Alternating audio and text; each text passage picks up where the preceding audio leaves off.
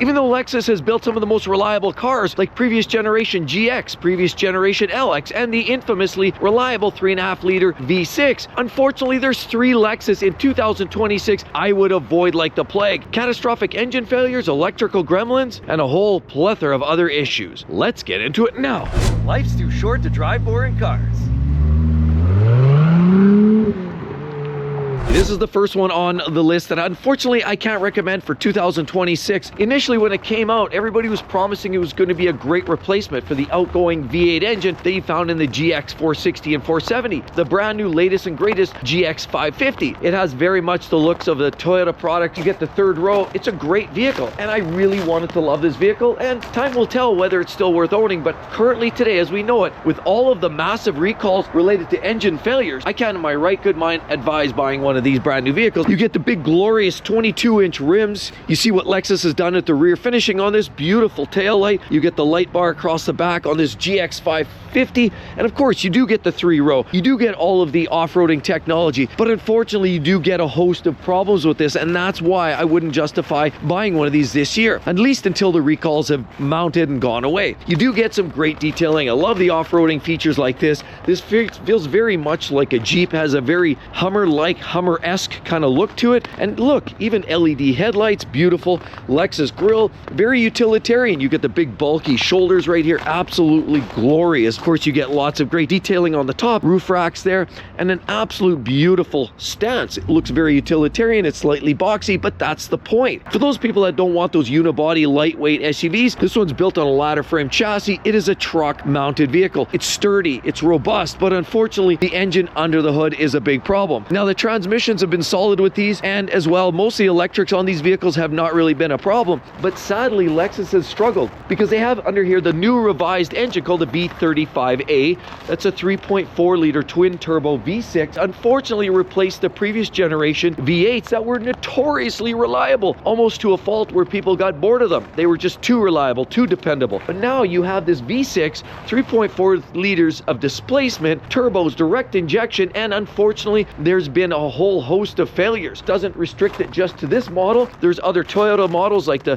Toyota Tundra, which shares the same drivetrain. That has been a big problem, to the tune of over 100,000 recalls now, mounting all the way back from 2022, 23, 24, 25, and now potentially beyond, because they all share some derivative of that engine. The V35A, sadly, is an engine that needs work. Allegedly, there's talk that there's particulate metal debris in the engine that circulated around and took out bearings. Could result in knocking, pinging, catastrophic engine failure altogether. And in many cases, it's a full-on engine replacement. That could mean months and even sometimes beyond to get your vehicle swapped out. And nobody wants to have a brand new vehicle with 8,000 miles on it only to have to put a brand new engine in it. Engine numbers don't match. Everything is now no longer as it was from the factory. And it's just something, just trims off the desirability factor for me when you have a vehicle that's already got a replacement engine after low Ks. Even with all of the great technology, the great styling, and I love the looks of it, I really wanted to love this vehicle. And I even advised it for a short period of time until the recalls that we saw in the Tundras started to expand to the GX model here recently. This one here, definitely going to want to avoid for 2026. Here's another one I would probably avoid for 2026. When we know Toyota and Lexus, they're great at doing hybrids, but pure EVs, well, that's another potential story. Now these vehicles here, the RZ by Lexus, is a model that is luxurious. And we know that Toyota and Lexus have been building a lot of great hybrid vehicles, but the EV market is not quite there yet. And even Toyota has openly admitted that they don't want to necessarily go all EV because they realize that until they have a solid state battery available, that they're not able to punch out the ranges, the reliability, the charge times that everybody's expecting. But while it is an attractive EV, it has a unique front end. You've got that beautiful LED front end there, but it's the charging time. You're talking about on the different chargers, you can get up to half an hour charge on the top charging range or about 7 hours on the lower charge. But of course, there's been lots of complaints, durability issues, glitchiness in the electrics, false and ghosty type of alarms. These doors, the charge door, people have complained that have been particularly flimsy. A lot of the plastics on the inside have been commented to have actually scuffs very, very short order. They just don't seem to hold up. Yes, it's beautiful. They've got the beautiful light bar at the back, but the RZ450e, this is a direct 4, range anywhere from about 350 up to about 450 kilometers on a charge. And while that seems to fit smack dab in the middle of most of its competition, most of the typical issues you're finding with EVs, charge time, range, cold weather durability, reliability, the expensive replacement of battery parts means a lot of people are still shying away until solid-state batteries, which Toyota is promising coming out here in 27, 28. Until those are available, people are just not necessarily getting on the bandwagon. And for the same reasons that you would talk about not buying a Tesla or many other EVs, many of those features still apply here. The reliability isn't perfect,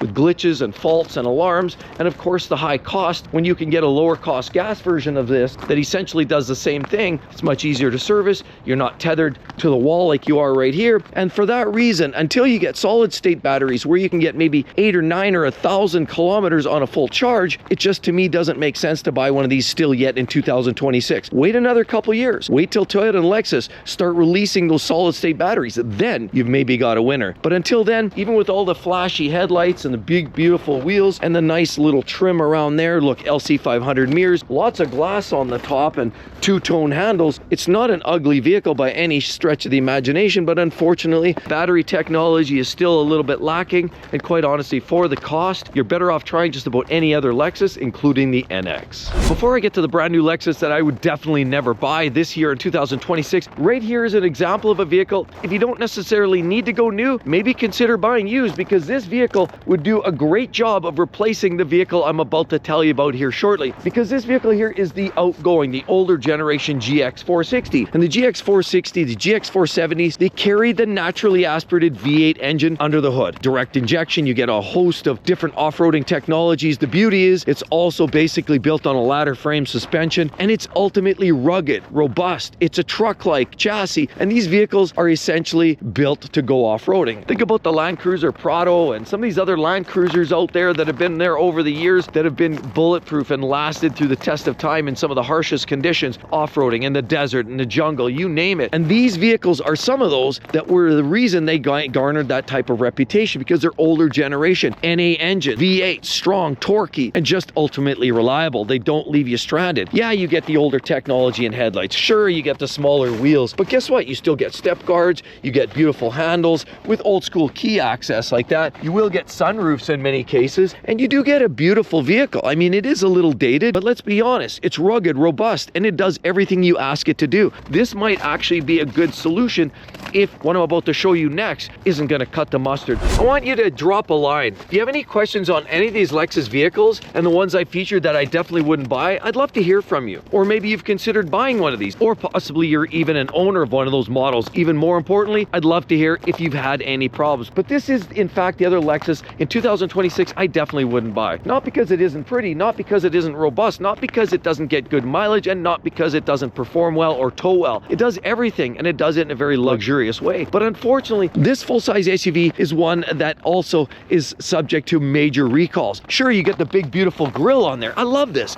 Big, bold, and it definitely speaks power. Look at these beautiful vehicles. You've got headlight washers to blow the snow off of there or the rain. Of course, big beautiful gunmetal gray rims. Look at this, absolutely gorgeous wheels on here. You can't go wrong with that beautiful rim. Two-tone chrome here, two-tone chrome here. Running guards, of course, in the tradition of these vehicles. You get almost like this Hofmeyer kink going on here, where you've got this beautiful chrome detailing. Tall wheels, lots of articulation means great for off-roading. Look at these overhang here, gorgeous. Love this LED taillight finishing right here. I love this.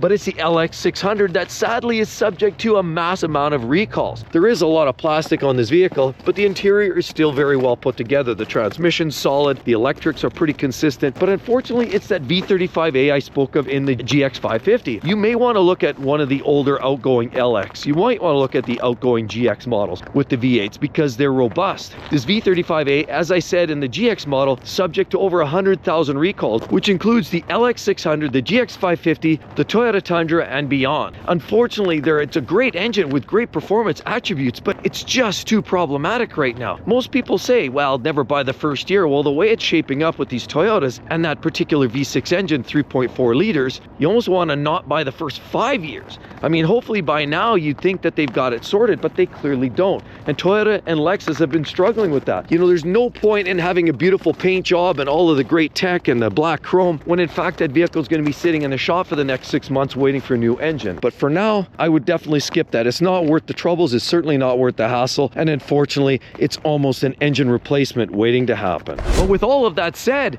you know, there's 3 that I would highly recommend. Check out my previous video right there. You're gonna love it. It definitely breaks it all down for you. Hope to see each and every one of you on the next one, everybody. See you then. Bye-bye.